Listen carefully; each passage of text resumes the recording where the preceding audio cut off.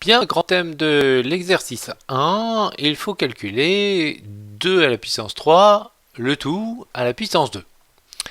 Alors, on va faire ça de deux façons différentes. Eh bien, soit je connais la propriété du cours, je connais ses conditions d'application, je suis sûr de moi, ou bien, j'ai des doutes, la formule, je la connais pas bien, je la maîtrise pas, alors je commence par cette méthode-là. Tiens, je suis pas très sûr de moi. Eh bien, je vais faire quoi? Je vais commencer par calculer ce qu'il y a dans la parenthèse, puisque j'applique les priorités opératoires. Ce qu'il faut calculer en premier, c'est 2 à la puissance 3. Très bien.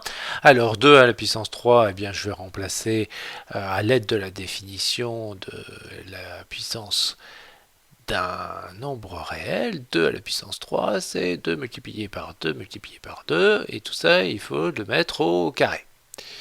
Bien, on me demande de calculer ici, donc on va calculer combien ça fait. Ça fait 2 multiplié par 2, 4 multiplié par 2, 8, 8 au carré. Et donc, il ne me reste plus qu'à calculer 8 multiplié par 8, ce qui fait 64.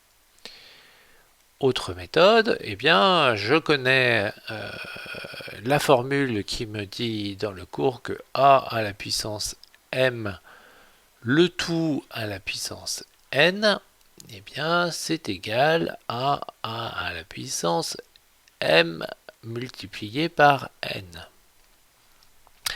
Alors, on fait bien attention que cette formule, c'est quand on a la puissance d'une puissance.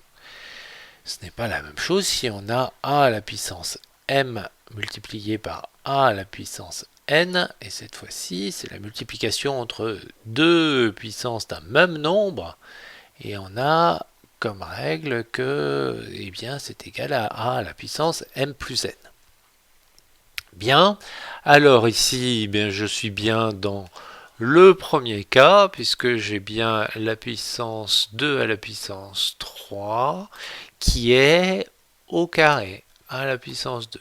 Donc j'applique la formule, je sais que ça vaut donc 2 à la puissance 2 multiplié par 3, ce qui fait 2 à la puissance 6.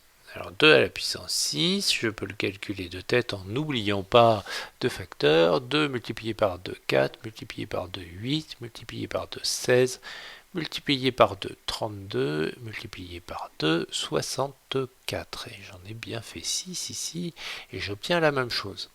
Alors ici, on remarque une chose, c'est que la formule, elle nous apporte pas grand-chose. C'est pas un cas d'application où la formule a à la puissance m à la puissance n, qui est égale à a à la puissance m fois n, est très avantageuse pour mener le calcul.